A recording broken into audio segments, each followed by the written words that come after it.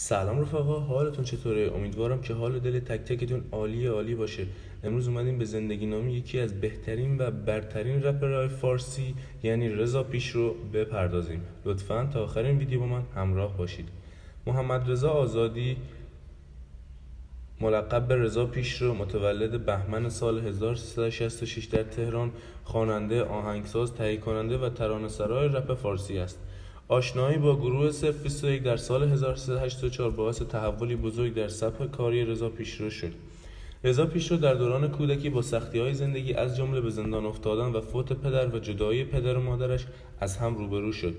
در 5 سالگی پدرش دنبال گنج رفته ولی بعد دستگیر می‌شود و به زندان می‌افتد و در 9 سالگی رضا پیشرو پدر و مادرش را از هم جدا می‌شوند و بعد مادرش ازدواج مجدد کرد و رضا مدتی با مادرش زندگی کرد، ولی به دلیل اختلافات با ناپدریش در سن 11 سالگی از خانه خارج می‌شود و در خیابان زندگی می‌کند و دوباره به خانه برمیگردد و ناپدریش رضا را سر کار می‌فرستد، ولی حقوق رضا برای خودش برمی‌داشت و رضا دوباره خانه را ترک می‌کند. در تولد 7 سالگی پدرش یک ضبط و چند نوار آهنگ با هیپ هاپ و موسیقی رپ و هنرمندانی همچون راکیم، توپاک شکور و خواننده‌های قدیمی رپ هدیه داد و باعث شد رضا پیشرو با رپ آشنا شود و از همان کودکی شروع به نوشتن رپ کرد. اولین ترانه رضا پیشرو یک شعر دیس به پدرش بود که هیچگاه منتشر نشد. رضا پیشرو فعالیت غیررسمی خودش را در سال 77 و با لقب رضا آغاز کرد. آشنایی با لیبل 031 و در سال 84 باعث تحولی بزرگ در سبک کاری رضا شد.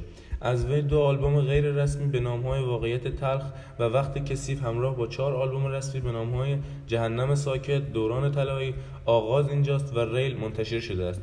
سبک کاری پیشرو گنگ و ریتمیک با درونمایی انتقال از شرایط رپ فارسی باشد. رضا پیشرو با فرزانه پور محمدی در سال 85 ازدواج کرده است. فرزانه پور محمدی متولد 21 مهر ماه سال 1365 در تهران است. به واسطه یکی از دوستان مشترکش با رضا پیشرو آشنا شد و 1 سال و نیم بعد نیز رضا به خواستگاریش رفت. رضا به علت اینکه مدتی دور از خانه و در خیابان بود به دامان اعتیاد گرفتار شد، اما مدتی بعد کنار گذاشت و در حال حاضر پاک است و از دود سیگار هم فرار می‌کند.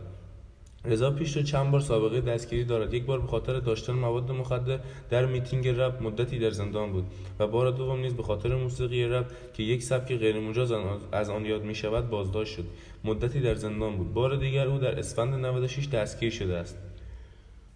رضا پیشرو در تاریخ 2 اسفند 96 دستگیر شد و پس از 2 هفته در 17 اسفند همان سال از زندان آزاد شد و رضا 3 ماه در زندان به دلیل خواندن آهنگ واقعیت در حبس بود و در سال 97 پس از صدور حکم دستگیری از طرف دادگاه انقلاب اسلامی به صورت قاچاقی از مرز ایران به ترکیه فرار کرد.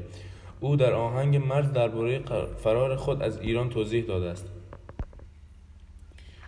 آلبوم‌های رضا پیشرو میتوان واقعیت تلخ در سال 85، جهنم ساکت در سال 86، آغاز اینجاست در سال 89، دوران طلایی در سال 91 و ریل در سال 96 و آزاد در سال 98 اشاره کرد. خب رفقا، به پایان این ویدیو رسیدیم. اگر از این ویدیو خوشتون اومد حتما لایک زیر پست رو بزنید.